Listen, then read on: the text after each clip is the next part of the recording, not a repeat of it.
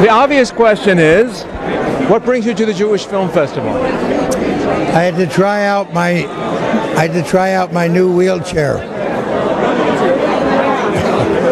No, I understand Tom Hanks has something to do with this. Yeah, I'm mostly in favor of expanding human presence. Me and Stephen Hawking. Do you think that Earthlings ought to colonize the moon and other planets? Yeah, we visited the moon, but I think we need permanence on another planet that's more hospitable, like Mars. And I think we can expand U.S. leadership in that direction rather than going back to the moon and be greeted by the Chinese. That's not the way to do things. We need to help them and the Indians and the Japanese and Europeans to get to the moon, and they'll help us build a permanent base on Mars. Do you have any experience with the Israeli aerospace industry? Yeah, I'm quite familiar with some of their fighter aircraft, and El Al. Yeah, I've known got a lot of respect for them. Aldrin. I've had a few other things on my mind the last few days, and I had no idea, other than somebody said, well, it's a little bit about space, and Tom Hanks had something to do with this, but really I had no idea what I was coming to see, and I think that this is one of the most masterful stories about so many things, but the humanity of the human beings involved, and the way this crew faced their mission, and the way that you portrayed it, I think is something that really needs to be seen by so many people in the country. I unfortunately didn't have the opportunity to really get to know Ilan, but I did command the test pilot school, and there was one student there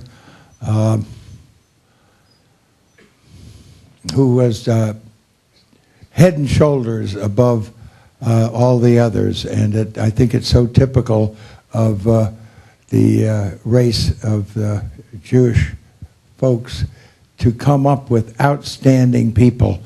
Right now I can't think of his name, but I will, because he ended up commanding the Israeli Air Force and El Al. I'll think of his name in a little bit, but I am just so moved, not just by the spirituality that I think is so well exhibited here, of what the values are that these crewmen, and especially Ilan, have. I did have occasion, nothing real special, to have a few words with Ramona? Rona, yeah.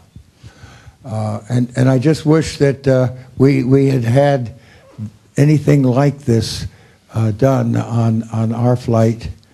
I do believe that, as Peter has said, that we are at a very crucial crossroads in space, and there's a lot to be said about the space shuttle and its missions, and what was right and what was maybe not right. But the most important thing is about the crew members that were a part of that and given an assignment, whatever the pros and cons are of where this fit into the entire program. I'm very optimistic about our future.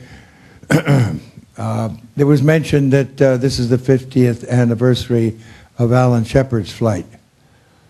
In a few more days, it'll be the 50th anniversary of President Kennedy's speech before Congress, charting a course for America to send a man to the moon and bring him back safely.